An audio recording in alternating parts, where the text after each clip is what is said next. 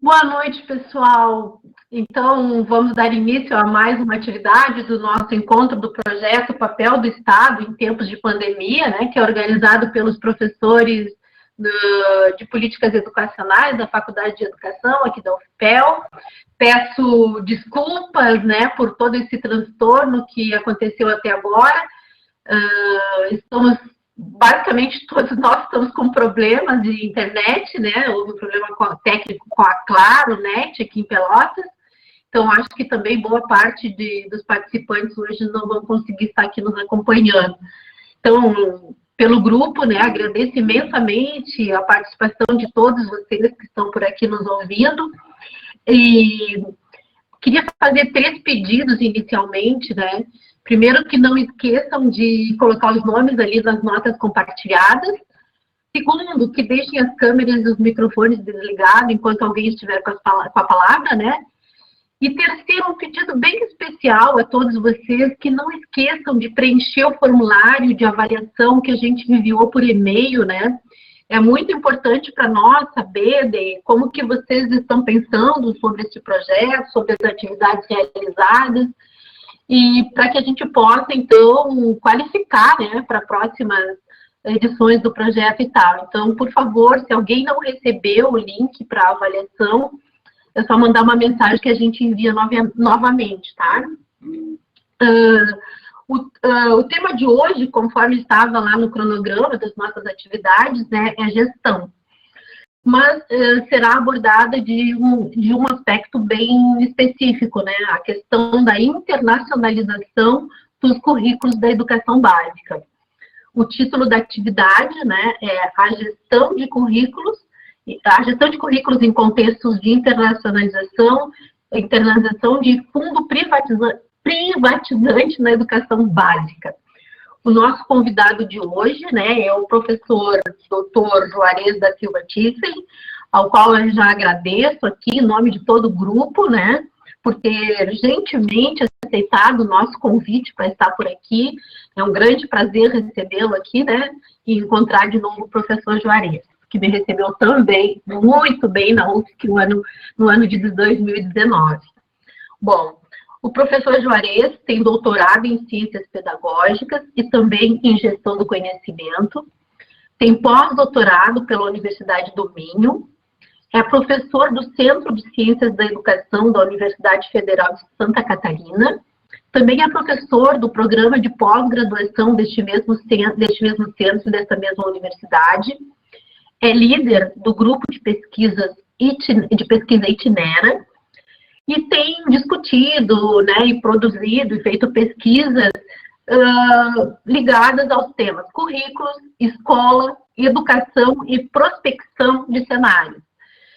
E acho que todos vocês já sabem, né, quem quiser aprofundar o tema, quem quiser conhecer o trabalho do professor Juarez, nós colocamos disponível também lá no Moodle, né, um documento com vários links de produção do professor e de outros artigos que ele mesmo sugeriu, né, para aprofundar esse tema.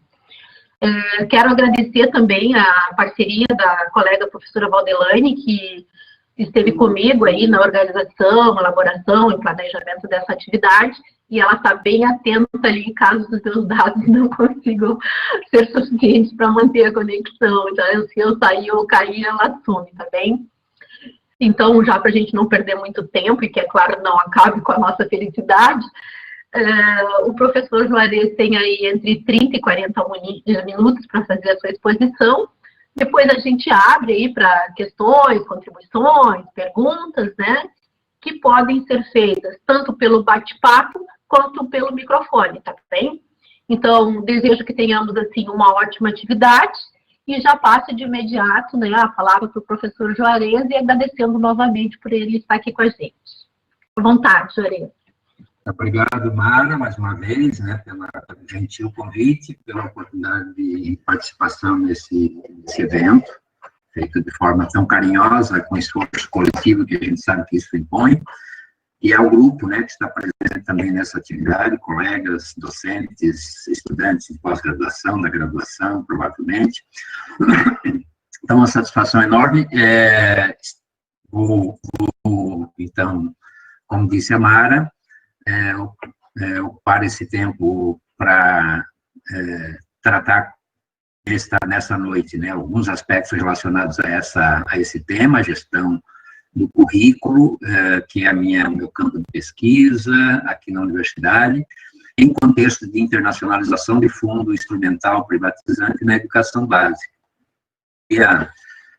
Inicialmente situar a pesquisa, né, essa discussão que eu venho fazendo na relação internacionalização, currículo e educação básica, ela tem seu início no trabalho do próprio grupo de pesquisa, num projeto que desenvolvemos no Observatório de Política Curricular aqui do estado de Santa Catarina, acompanhando e monitorando toda a produção da política curricular, seja na rede estadual ou nas redes municipais, e fomos observando ao longo do tempo um deslocamento discursivo nos textos e nos atores dessa política, mesmo no âmbito mais local, no âmbito do Estado. Isso, então, me despertou para uma investigação que pudesse buscar essa relação, esse entendimento um pouco mais amplo desse deslocamento discursivo, tanto no texto quanto na articulação dos atores e todo o contexto da produção da política. Foi, então, nesse sentido que, no pós-doutoramento, em 2017 e 2018, decidimos, então, por investigar, buscar compreender esse fenômeno da internacionalização da educação, no âmbito do currículo, portanto, a internacionalização dos currículos, na educação superior, é um tema já largamente conhecido, com uma produção acadêmica muito ampla, mas entender esse fenômeno, esse deslocamento também desse movimento global, ocupando os territórios da educação básica, já que nós temos uma forte presença na formação de professores nas redes públicas de ensino. E foi nesse sentido que nós ampliamos a pesquisa, então, tentando entender como é que este movimento, essa formação discursiva em torno dos conceitos de internacionalização e de transnacionalização estavam implicando na produção da política no nível de Brasil e Portugal, e discutimos, então, o contexto Brasil e Portugal no pós-doc, e no meu retorno, então, eu estou agora bastante interessado em entender esse movimento, como é que as repercussões, sobretudo, dessa racionalidade discursiva vai ocupando também os espaços políticos de produção, de decisão da política. E aí eu escolhi, então, o CONSED, né, o Conselho Nacional de Secretários de Estado da Educação, para fazer, então, essa investigação mais pontual, mais uma exploração mais detalhada sobre como esse movimento da produção da política com a racionalidade da internacionalização dos currículos vem ocupando também o espaço do debate e das ações nesse conselho que reúne os secretários de educação das 27 unidades de federação do Brasil. Pois bem, do ponto de vista do entendimento sobre o fenômeno da internacionalização na educação básica, nós trabalhamos, então, com 4 linhas de afirmação, como hipóteses iniciais, que ainda estão sendo reafirmadas, né, ao longo da pesquisa nesses 3 anos, né, com esse recorte mais amplo e agora com o recorte mais específico do Conselho. Uma primeira hipótese inicial e que vem sendo reafirmada é que há um evidente movimento pela internacionalização na educação superior, né, que se intensifica a partir dos anos 90 e que vem se apresentando em 3 perspectivas, em termos de base de referencial e de ideário, né? Uma perspectiva que é a acadêmica, que eu estou chamando a minha pesquisa de perspectiva institucional, é aquela que nós estamos acostumados a ver, a acompanhar, que é essa internacionalização que a educação superior tem feito no sentido da qualificação do trabalho acadêmico, de uma competitividade também no âmbito global da produção da pesquisa, da produção do conhecimento. Uma outra perspectiva, que eu estou chamando de perspectiva cultural, que é aquela que está mais envolvida com as questões das trocas culturais, é uma outra perspectiva, embora não dissociada da institucional ou da acadêmica, mas tem um outro ideário no sentido da interculturalidade. Os autores do campo do currículo têm colocado essa perspectiva da internacionalização como uma perspectiva bastante positiva do ponto de vista das trocas globais, as trocas interculturais, do reconhecimento das diferenças, e uma terceira perspectiva, que é a perspectiva instrumental, que é de base econômica, que eu estou chamando de perspectiva instrumental, que é esta, nós temos nos debruçado na investigação, de entender como é que esse movimento, essa estratégia discursiva global, do ponto de vista dos interesses instrumentais, de fundo mercadológico, privatizante, empresarial, começam a ocupar esses lugares da educação, os territórios da educação básica, e que tem no currículo o seu lugar central, né? O currículo, do ponto de vista dos interesses desse grande movimento global, né, é visto como a principal estratégia, né, até por conta da ideia da possibilidade de uma política curricular global, de um currículo global no sentido mais isomórfico da produção curricular, né, entendendo que, ainda que haja a construção de uma política curricular global, esse discurso viaja pelo mundo de forma distinta, não em pacotes, né, como diz o Roger Dale, mas viaja pelo mundo sendo recepcionado, sendo traduzido nas suas especificidades, nos seus contextos, de forma muito distinta, mas com um fundo discursivo universal, global. Uma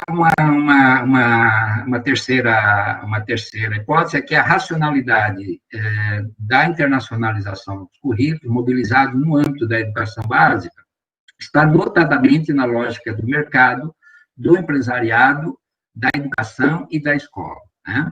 E aí me faz lembrar muito o Ottaviani, quando diz que o Estado passa a ser, então, um instrumento e a nação uma província do capitalismo global, né? Então, a pesquisa vai evidenciando essa clareza que, no âmbito da educação básica, distintamente da educação superior, essa perspectiva instrumental de interesse privado, de interesse do empresariamento, tem sido muito forte, e o argumento principal, então, tem sido a internacionalização, o internacional como um conceito que traduz uma possibilidade de inovação, de modernização, de tecnologia, etc. E uma quarta hipótese é que o movimento se dá, então, predominantemente por meio de um conjunto de estratégias, né, entre as quais eu destaco aqui 4, né? Há uma produção de um discurso educacional e acadêmico global, né? O Jason Beck, é um autor que discute educação comparada, tem afirmado, né? Não no campo das humanas, obviamente, mas no campo acadêmico mais amplo, das diferentes áreas de conhecimento, vai se construindo esse discurso educacional e acadêmico global, com uma ideia, uma pretensa ideia de que é possível uma educação, uma política global de educação, um currículo global para disseminação nos diferentes locais do mundo, inclusive nos países considerados não centrais, né?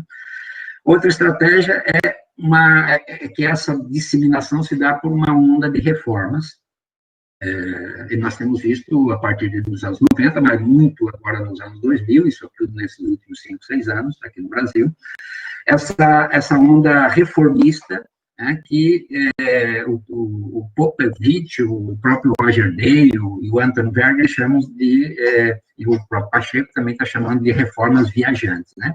Então, há um reformismo educacional em geral, mas um reformismo curricular extraordinário a partir dessa lógica, dessa racionalidade que vai ocupando, então, os territórios da educação básica. E, nesse sentido, vai havendo, então, um deslocamento dos conceitos de gestão.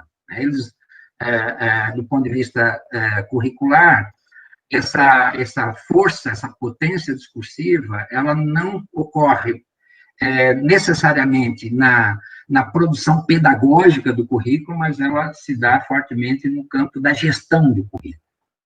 Quando eu falo de gestão do currículo, estou me referindo aqui à gestão desde o âmbito da produção da política nacional do currículo até a produção da política local, nas redes municipais e, em muitos casos, na própria escola. Né? E uma quarta estratégia é pela ocupação, então, dos espaços de tomada de decisão por dentro do Estado, né? Mais do que nunca, nós estamos vendo, então, nesse aspecto, as parcerias, elas vão sendo agora institucionalizadas. É o privado por dentro, isso não há novidade, todos nós estamos acompanhando isso muito de perto. Então, esse novo conceito de gestão curricular, de gestão educacional, cada vez mais vai sendo colocado naquilo que o próprio Álvaro dizia na participação dele nesses encontros, que é, então, esse conceito de uma nova gestão pública, que é discutida fortemente por Anton Werger, né? Esse movimento global de reforma, o Global Educational Reform Movement, que vem com uma perspectiva bastante semelhante, essas redes globais de governança, as novas redes políticas, que é aquelas que são destacadas fortemente pelo Stephen Ball, e os próprios organismos internacionais. Então, essa potência do novo gerenciamento que se dá no âmbito da educação, nessa agenda estruturada para a educação, ela vai se constituir também, pela sua lógica, no âmbito da gestão curricular. Uma das evidências mais importantes que vai ficando assim, destacada no âmbito dessa pesquisa é que, enquanto na educação superior a internacionalização ela é discursiva, mas ela é também material, né? Nós estamos acompanhando um movimento material de internacionalização na educação superior, seja pela mobilidade, seja pela produção científica, seja pelas grandes redes de pesquisa, e tantas outras estratégias que, de fato, estão mantendo uma ampliação no nível global, não obstante as grandes diferenças e as grandes desigualdades nesse sentido, que nós não vamos destacar aqui. Mas na educação básica, a diferença é que na educação básica, esse movimento tem se colocado como um argumento estruturante para o deslocamento da gestão. Né? E ela passa a ser, então, a internacionalização, ela passa a ser um produto de sedução, né, para o movimento reformista, para essas novas lógicas de gestão, e os novos discursos, inclusive fortemente na produção do texto da política e da introdução de novos atores também na produção da política. E, nesse sentido, nós temos visto todo tipo de negócio, né, inclusive nas redes locais, nas redes municipais, como bem destacou a professora Vera Morosini, também na sua participação nesse encontro aí, no encontro anterior.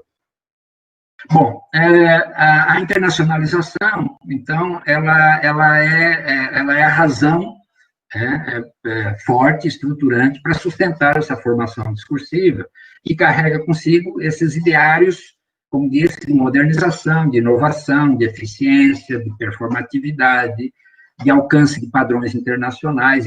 Essa ideia de padrão internacional aparece muito fortemente marcado na produção da política, e quando eu falo aqui a produção da política, não é apenas a produção no contexto da produção do texto, mas por exemplo, nas avaliações de larga escala, nas avaliações externas, e na ideia de um ideário de ampliação da economia global baseada no conhecimento. Nesse sentido, é muito frequente, comum, a defesa, né, dos policymakers, dos atores da política curricular, da nova gestão da produção da política curricular, conceitos como formação intercultural, competência global, espírito internacional, rentabilidade social, e tantos outros. Né?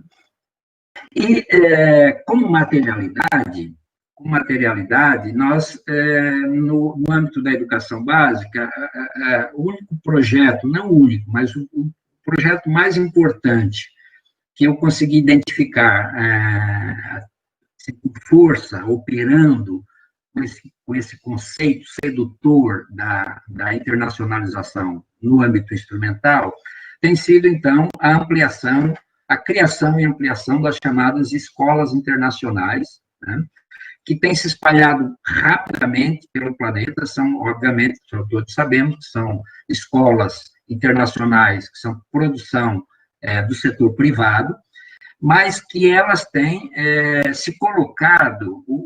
A grande questão das escolas internacionais não é necessariamente a sua presença, né? Inclusive no Brasil nós temos mais de 150 escolas internacionais nesse conceito, né, do ID, né, do Bacharelado Internacional, do International Baccalaureate, que é uma certificação que vem desde 68 sendo oferecida, né, de Genebra, essa proposta, uma certificação que vem sendo oferecida para essas escolas que são entendidas como escolas que promovem, que constroem, que desenham, desenvolvem, oferecem e faz uma formação com um currículo internacional.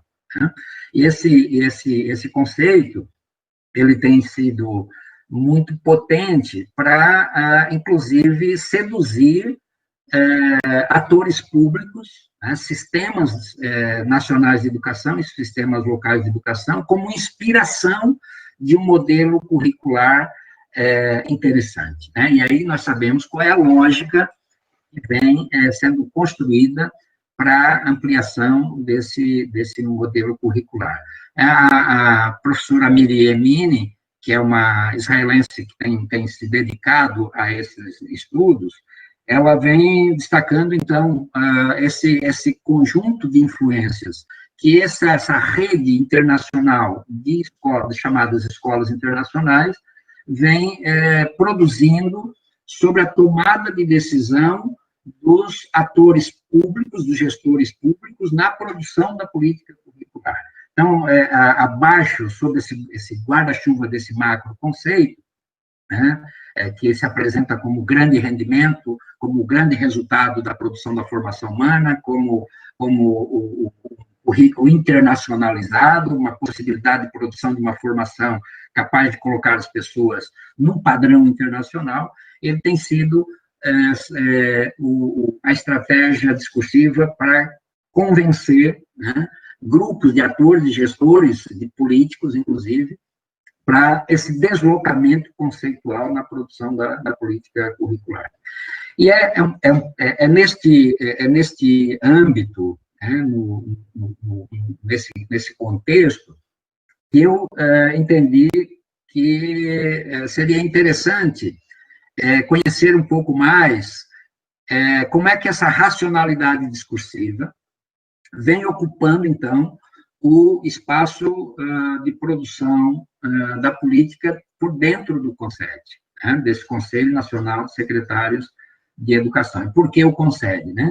Por que o CONSED? Porque o CONSED, primeiro que ele vem se destacando como um conselho que, até por conta das limitações do Ministério da Educação, ele vem ocupando um lugar estratégico na produção, na discussão, no debate, na produção da política, sobretudo para o ensino médio brasileiro. Né?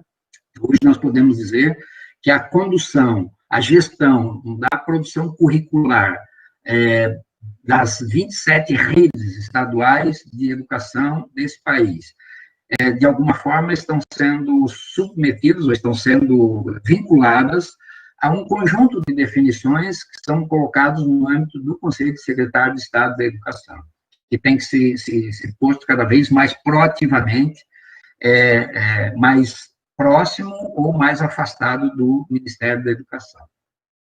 E aí nós sabemos, né, que dentre as finalidades do CONSED estão integrar as redes estaduais, e vejam só, né, essas 27 redes estaduais são aquelas que estão produzindo a formação da juventude brasileira. Então, notemos a importância, a relevância desse espaço político, esse espaço pedagógico na produção da política curricular para a juventude brasileira. Então, a finalidade do CONSED, além de integrar essas redes, é ampliar, então, a participação dos próprios secretários, das equipes de gestão, nas decisões da política nacional. O que nós temos visto é que o CONSED tem cada vez mais ocupado, então, o lugar de destaque nesse sentido. O CONSED, para quem não acompanha muito de perto, né, aliás, o CONSED, o que eu tenho percebido é que há uma produção muito incipiente, ainda muito fraca do ponto de vista da discussão, do debate sobre o que tem sido o CONSED na produção da política, principalmente para a educação básica, o ensino médio, e também na produção da política curricular, né? O CONSED, ele teve, assim, em síntese, 3 etapas, né, de atuação, três frentes. Uma primeira, que foi um certo enfrentamento às ações do governo federal, por conta de que ele nasceu foi criado no final dos anos 80, 86, e ele trabalhou muito na perspectiva da descentralização da política, até porque a política central do governo federal é uma política ainda retrógrada, conservadora, não respondia à abertura política dos anos 80, à democracia. Então, a necessidade de uma educação democrática, o CONSED aparece nesse cenário como sendo a voz da descentralização, a voz pública, a voz de uma educação pública laica, de qualidade, para as redes de ensino do país. Essa frente foi se deslocando para uma segunda fase, caracterizada notadamente pelo seu alinhamento com as ações do Ministério da Educação. Então, a partir dos anos, final dos anos 90, após a LDB, e aí nos primeiros anos 2000, do governo Lula e Dilma, o CONSED se aproxima bastante do Ministério da Educação e passa a articular as ações da política curricular, essa gestão, conjuntamente com o Ministério da Educação. E isso vai também tendo um outro deslocamento nas ações, com esse giro da direção política brasileira a partir do impeachment da presidente Dilma, né? E nós vamos ter, então, uma mudança visível na política de gestão do CONSED. E ele passa, então, essa linha de atuação do CONSED passa a ser caracterizada por uma aproximação forte com os setores privados da sociedade civil, sem, obviamente, a perda de articulação com o MEC, construída desde a segunda fase. Obviamente que agora, o governo Bolsonaro, nós estamos vendo um pé no freio do CONSED em relação à presença, a essa articulação com o governo Bolsonaro, por conta da incapacidade mesmo, do desmonte do MEC com relação à política educacional e curricular. É importante pensar que o CONSED hoje ele está com uma frente de trabalho fundamentais para a gestão curricular, da política curricular, destacadamente no ensino médio brasileiro, né? Ele está hoje à frente da coordenação de uma proposta de avaliação para as redes estaduais de ensino, há todo um trabalho nesse sentido, e que essa proposta de avaliação das redes, dos resultados, né, da performance das redes, obviamente que vem também trazendo uma formação discursiva, uma articulação discursiva que leva em conta essa racionalidade internacional articulada com os interesses privatizantes. Há um forte trabalho desenvolvido no âmbito da implantação do currículo do novo ensino médio, né? O CONSED está tomando a frente desse processo, né? E, inclusive, não só na formação dos coordenadores, dos técnicos, das equipes da Secretaria de Educação, mas também na própria elaboração do modelo, da arquitetura, do desenho curricular que o ensino médio vai ter nesse país, na articulação entre a formação geral básica, os itinerários formativos, e tudo isso que a gente sabe. Então, é possível perceber que também nessa frente, né, há uma aproximação fortíssima, né, com o setor privado, é uma parceria institucionalizada, né, e que eu vou colocar mais alguns detalhes ainda, já estou indo para o finalmente, para a gente poder caracterizar um pouco mais de detalhe esse ponto. A própria implementação da BNCC, né, nós continuamos tendo, um trabalho forte do Conselho, desde 2013, 2014, com o movimento pela base, que desde a visita à Universidade de Yale, se mobilizaram para essa perspectiva de uma base curricular nacional, que também, de alguma forma, tivesse convergência com esse discurso da internacionalização e do rendimento a partir dos padrões internacionais, né? Frentes de gestão escolar, de financiamento, de formação continuada, e assim por diante, né? Que são absolutamente estratégicos. Quais são, então, o que eu estou conseguindo evidenciar até agora em relação aos marcadores, né, desse alinhamento, que integra uma base discursiva da internacionalização, mas fortemente marcada com o caráter da privatização, né? Basicamente, 4 pontos que eu destacaria aqui como mais relevantes nesse sentido, né? Dentro dessa construção de parcerias com as organizações não estatais, sejam elas de abrangência nacional e internacional. Cabe destacar que o Conselho Nacional de Educação, o Conselho Secretário de Educação, concede, desde os anos 2000, ele vem desenvolvendo parcerias com organismos internacionais, né, com redes extranacionais, né? Todos nós conhecemos o Prêmio Gestão, né, e todos os outros projetos que buscam essa articulação no sentido também discursivo. A própria produção da BNCC, né, se apresenta como um desses marcadores de alinhamento, concede, todos sabemos, conduzir um conjunto de seminários, né, pelas redes estaduais, por via da presença dos secretários de educação, tem uma forte articulação com a produção discursiva do Common Core, né, norte-americano, com essa ideia de um currículo centralizado, com base em produção de resultados, com alguma padronização em termos de ranqueamento.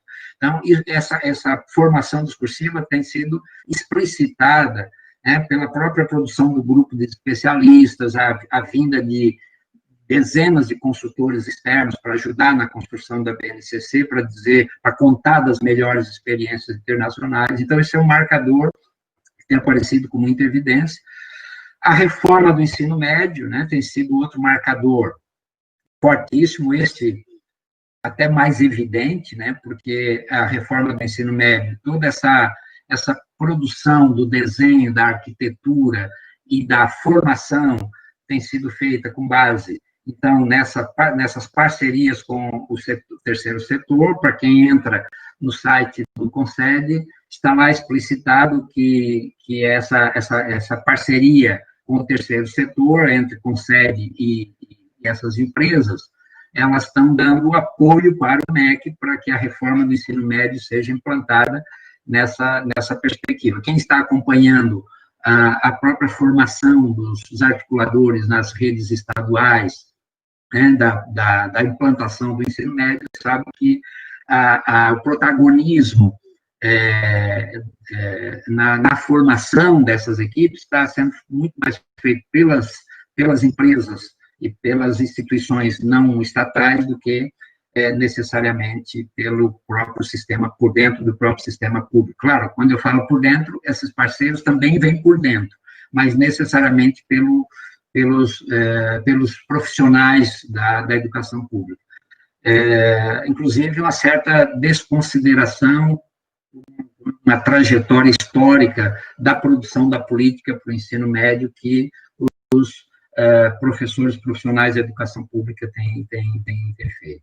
E, por fim, esse marcador da construção de sistemas de avaliação para redes estaduais, que vem, então, obviamente, nessa mesma perspectiva de um ranqueamento internacional, de padrões internacionais, com discurso com essa mesma racionalidade.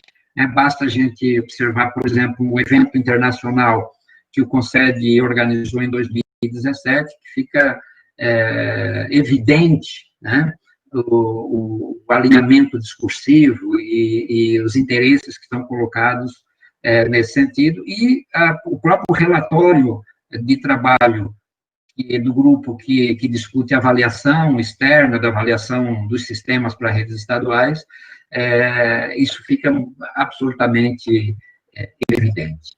Então, mais recentemente também eu levantei o perfil, né, o perfil de composição, de constituição do Conselho Nacional de Secretários de Educação, e é interessante, porque na própria composição desse grupo de gestores, você vai identificando quais são as suas posições ideológicas, quais são as suas concepções teóricas, qual é a sua produção científica, como é que eles pensam o processo educativo, e são esses gestores que estão conduzindo a política para a etapa de ensino mais importante, que é a etapa de ensino da juventude. Só para ter uma ideia, né, dos 19 dos 27 secretários de Estado da Educação estão vinculados politicamente a estados que são gerenciados por partidos de direita ou de centro-direita. Apenas 9 secretários possuem alguma formação pedagógica dos 27, seja na licenciatura ou na pedagogia e mesmo na pós-graduação.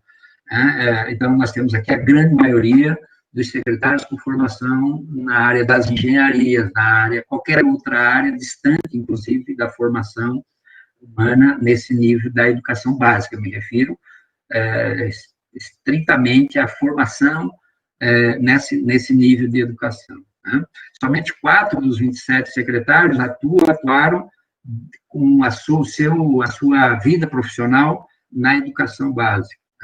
E 25 conselheiros não publicaram nos últimos 5 anos artigos que tenha vínculo diretamente com a formação na educação básica, particularmente do ensino médio. Então, esse é um pouco o quadro, a pesquisa está em andamento ainda, esse é um pouco o quadro que eu estou conseguindo evidenciar desse deslocamento do CONSEB nessa última etapa, nessa etapa recente, com esse escancaramento, né, do trabalho dessa associação no comando, então, da gestão curricular para o ensino médio brasileiro. Claro que ele faz a gestão também, de alguma forma, do ensino fundamental, porque é a educação básica, são os secretários de Estado, mas o foco da atuação tem sido, fundamentalmente, no nível ensino médio. Então, a ideia aqui, nessa minha fala, foi, obviamente, não discutir a internacionalização no seu sentido convencional, uma internacionalização de base cultural ou de base acadêmica, mas foi destacar, então, esse vínculo discursivo, né, do movimento da internacionalização como uma grande estratégia, como uma grande sedução para trazer para dentro do contexto da política, da produção da política, esses novos elementos. Eu tenho lido recentemente as orientações que têm sido produzidas para a implantação do ensino médio. A gente observa que há um outro estilo de escrita, há um outro tipo de texto uma outra base conceitual que colocada nesse complexo processo de produção de uma política absolutamente fundamental para a qualidade da educação pública brasileira. Isso nos preocupa muitíssimo. É isso, me coloco aí à disposição de todos e todas.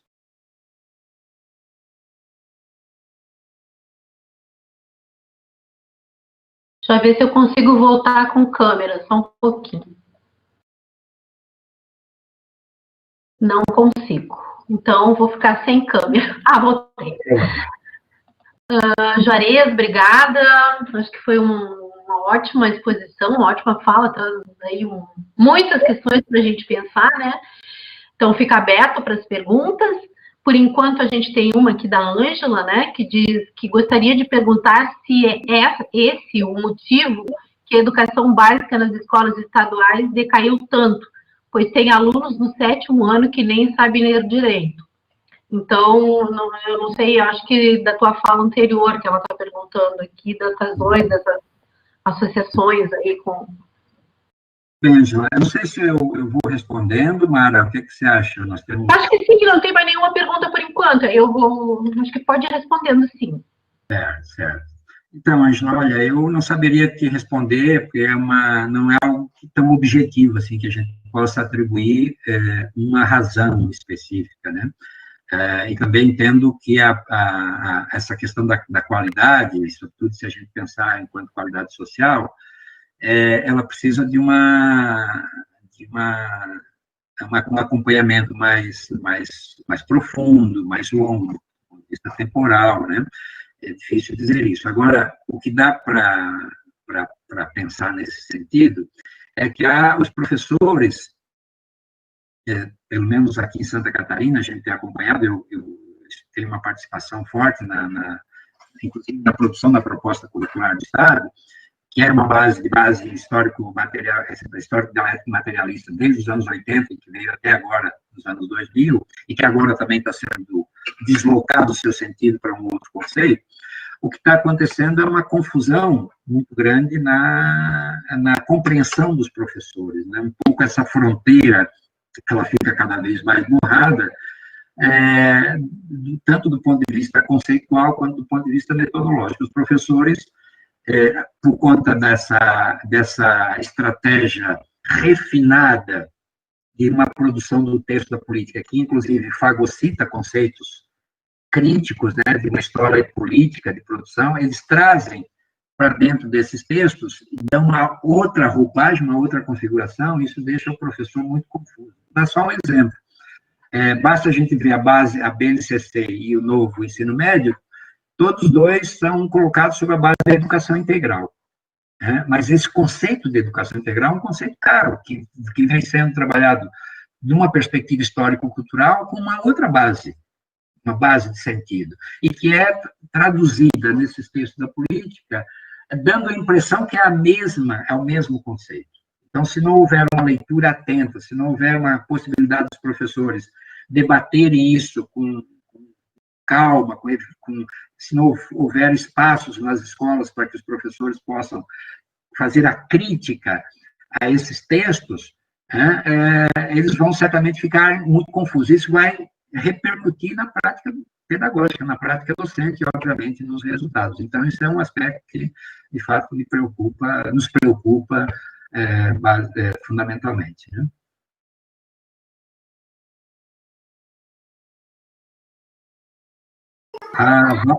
A Valdelene está fazendo um comentário aqui que eu acho que é bem interessante. Ela está dizendo que certamente a pesquisa fornecerá os elementos importantes para pensarmos o acirramento da participação das organizações sociais na educação pública. Com certeza, com certeza. Olha, eu penso que não há dúvidas de que a gente precisa explicitar isso, né? Eu, inclusive, estou expondo, junto ao projeto PQ, a ampliação também para entender o próprio Conselho Nacional de Educação, né? Entender como é que esse movimento discursivo, eu insisto, tá? Não é um movimento eu não estou falando que as escolas estão internacionalizando seu currículo, eu estou falando que há um movimento discursivo que passa a ser uma estratégia sedutora para a produção do texto, do discurso da política. Né? Então, nesse sentido, explicitar esses elementos dessa relação do Estado com o setor privado, essa transferência de responsabilidade, veja só, você deixar o protagonismo da gestão da produção curricular para instituições não estatais, inclusive o desenho dos projetos curriculares, diante de uma trajetória histórica que nós temos feito no âmbito do espaço público, isso é gravíssimo. A gente precisa, então, avançar nessas pesquisas para explicitar esses conflitos que estão sendo colocados nesse âmbito, para que a gente possa, então, inclusive, ampliar a nossa base de debate e de resistência. Né?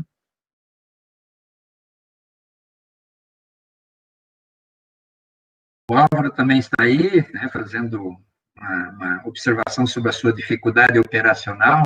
Obrigado, Álvaro, pela presença, pela participação, nosso colega de longa data aí. Né? Acho que fica melhor para ti até acompanhar assim, né, do que eu ficar lendo para ti, né? Você sabe, Mara, queres fazer algum comentário também sobre a pergunta? Não, pode ficar tranquilo. Eu posso ver aqui a do César. O César diz em que medida as características da Undime, né, possuem perfis semelhantes às entidades dos dirigentes estaduais.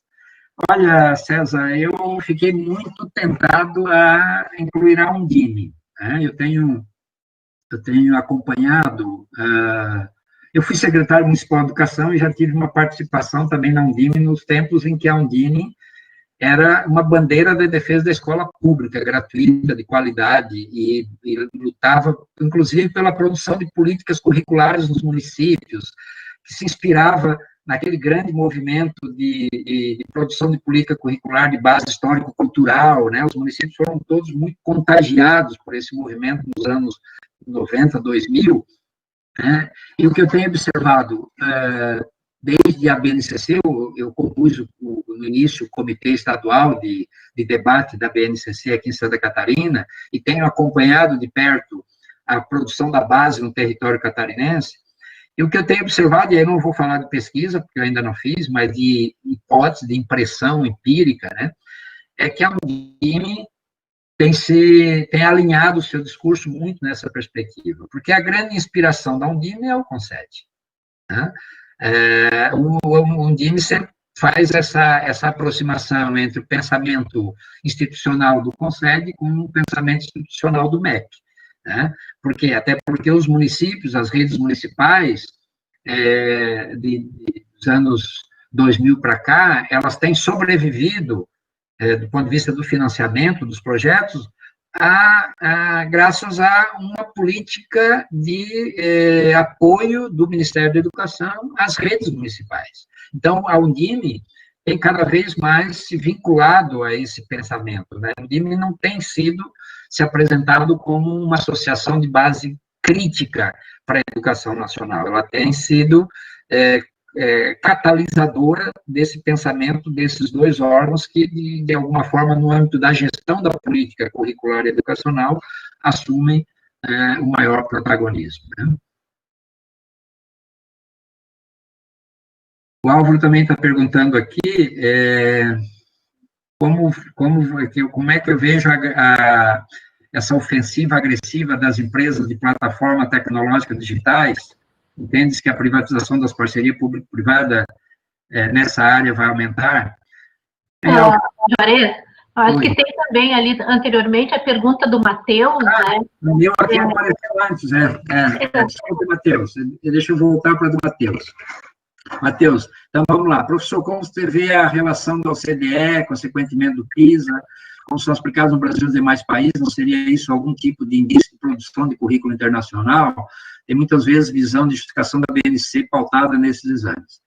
Então, Matheus, eu, quando analisei essa base discursiva na política, sobretudo nas diretrizes curriculares do tempo do governo Lula e Dilma, e no início da BNCC, não nessa última versão, mas nas duas primeiras versões, eu vi que essa presença da OCDE, né, mais fortemente do que a Unesco, a OCDE, porque a OCDE vem com um protótipo de política, e junto com o protótipo de política, a OCDE é a agência que está produzindo essa ideia de um currículo global, essa política curricular global, assim, colocando em termos explícitos o que deve conter um currículo, nesse parâmetro da exigência internacional.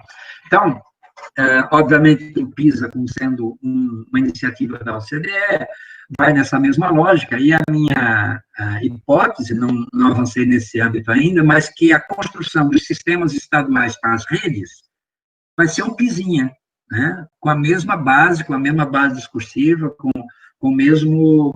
E onde é que a internacionalização entra aí? A internacionalização entra nessa sedução discursiva, como eu disse anteriormente, quer dizer, o que representa mais? Imagina, para a sociedade, para a comunidade civil, para a sociedade civil, sobretudo para as classes que acreditam que a melhor sociedade será com o crescimento econômico, se nós colocarmos nos setores públicos que o nosso currículo da escola pública vai estar no nível da busca de um padrão internacional. Então, isso é muito sedutor. E eu não tenho dúvida que vai vir, sim, nessa mesma linha de ação, né, isso vai ficando cada vez mais evidente. E aí, essa questão do Álvaro, né, não tem dúvida, Álvaro, que, inclusive, o incentivo, né, a gente já vê lá na própria plataforma do Conselho, o incentivo para plataformas digitais de base tecnológica de apoio à aprendizagem, que podem ser adotadas pelas redes municipais, pelas redes públicas de ensino. Então, nesse tempo de pandemia, é o espaço da oportunidade. Né? Para eles, é o espaço da oportunidade, porque é um espaço que se abre, né? Os municípios ficam absolutamente vulneráveis, né? Por conta da necessidade de manter o seu processo educativo em andamento, por conta das pressões da comunidade, e eles, então, vão ser seduzidos muito facilmente por essa lógica, e nós estamos vendo aqui em Santa Catarina, a Vera colocava, quando falava lá na participação dela, aqui em Santa Catarina, não obstante a força de uma política curricular que vem discutindo com os municípios um projeto de educação pública desde o final dos anos 80, nós temos visto que, eu não tenho os dados, mas fiz uma pesquisa que já eram quase 40%, isso há 3 anos atrás, quase 40% dos municípios já estavam aderindo aos pacotes da gestão do currículo. Quer dizer, o secretário e os educadores das redes, eles são apenas interlocutores da ação, da execução pedagógica de uma gestão curricular que é feita por fora, né? Quer dizer, quando estamos falando em gestão de currículo, nós estamos falando nesse deslocamento no conceito, né? Então, e eu fico imaginando, né, para os nossos professores da rede de educação básica, né, a dificuldade que se coloca em traduzir, né, os sentidos mais dos interesses que estão sendo postos, não tão explicitamente nesses projetos. Então, não tem dúvida que essas bases de tecnologia digital com interesse privado vão ser mais institucionalizadas ainda com esse argumento, inclusive, né?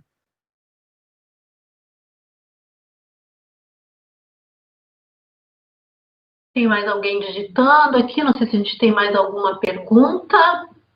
Lícia, eu tenho uma curiosidade, como é que, indo na mesma direção agora e fugindo um pouquinho do tema, como é que a UFSC tem trabalhado agora neste novo calendário, nesse formato de pandemia que a gente está vivenciando hoje, né? Aderiu a esse formato de educação remota? Como é que vocês têm vivenciado? Então, nós estamos aí num debate intenso internamente na UF, sofrendo a pressão da comunidade, né? A comunidade fazendo muita pressão, a mídia fazendo muita pressão, mas nós temos resistido também com os desacertos internos da universidade. A universidade grande, vocês sabem que existem muitos grupos, né, e muitos pensamentos. Mas nós temos resistido a isso, mas recentemente, coisa de 20 dias atrás, saiu o Conselho Universitário, então aprovou uma resolução, a resolução 140, que define o retorno às atividades não presenciais a partir do dia 31 de agosto agora. Então, a partir do dia 31 de agosto, nós retomaremos as atividades no modo não presencial, com alguma possibilidade de flexibilização das atividades, mas estamos esbarrando entre a flexibilização da possibilidade no campo pedagógico com a rigidez do administrativo, que mantém-se regido pelas normas já colocadas fora esta pandemia. Então, quando a gente insiste um pouco em fugir desse padrão, há sempre um medo que logo ali nós vamos ter alguma forma de judicialização daquilo que não fizemos, ou daquilo que fizemos diferente. Então, tem um pouco essa sensação de insegurança do ponto de vista da possibilidade de flexibilizar, como vocês estão fazendo, por exemplo, nessa rodada, que acho super bacana, super interessante, que nós aqui até podemos fazer, mas há essa segurança do cumprimento de uma carga horária mínima, essa coisa toda dentro desses padrões da legislação federal.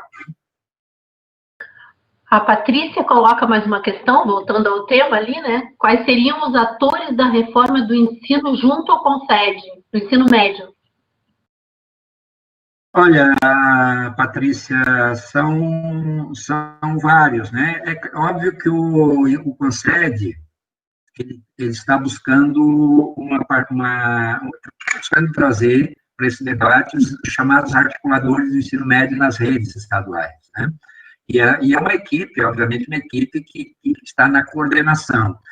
Mas quem está, pelo menos eu estou observando a partir da minha pesquisa, quem está protagonizando tanto a formação quanto o desenho da gestão do currículo do ensino médio são essas instituições, o Instituto Ayrton Senna, Unibanco, Itaú Unibanco, que mais a outra lá, são 4, na verdade, eu até tenho aqui, né, são a Fundação Alberto Marinho, que são parceiros, né, não necessariamente no ensino, nessa frente do ensino médio, mas hoje, institucionalmente, são parceiros, a Fundação Alberto Marinho, o Banco Itaú, a Unesco, o Unibanco, a Gerdau, o Vitor Civic, a Natura, Todos pela Educação, a Fundação Lema, a Santiliana, a Itaú BBA, a Telefônica Vivo, o SEMPEC, o Ayrton Senna e o Instituto Reúna. O Instituto Reúna, inclusive, é a pessoa, se vocês olharem lá nos vídeos disponibilizados pelo CONSED, quem faz a parte da orientação sobre o desenho do ensino médio é uma profissional que representa o Instituto Reúna. Então, esses atores têm mudado um pouco nesse sentido, né? A Suzana. A região da Grande Florianópolis é um locus de experiência inovadora para o ensino médio desenvolvido em parceria com o Instituto Ayrton Senna. Sua pesquisa considera como importante a atuação dessa organização na educação catarinense? Olha, eu penso que iniciativas que possam contribuir de alguma forma, fazendo inclusive a crítica, trazendo elementos novos para o debate, eu acho interessante. Mas eu me preocupo um pouco com esse sentido mais histórico, público, né, do processo do ensino médio brasileiro, né? Eu não tenho, confesso para você, Suzana, que eu não tenho os elementos de avaliação dessas experiências inovadoras do ensino médio aqui em Santa Catarina. Eu participo do Observatório do Ensino Médio em Santa Catarina, inclusive nós estamos querendo iniciar um projeto um pouco de acompanhamento dessas experiências inovadoras. Não sei se você fala aí do novo ensino médio, ou eu acho que não, deve ser do do ensino médio de educação integral, né, como é que chama, o MIT, né, alguma coisa assim, mas eu não tenho os elementos de avaliação, então eu fico um pouco inseguro, né, para fazer considerações acerca especificamente dessas experiências inovadoras na Grande Florianópolis, né, e talvez será aí um bom mote para a gente olhar isso com mais critério, ok? Bom, acho que a gente não tem mais nenhuma pergunta, né, até agora.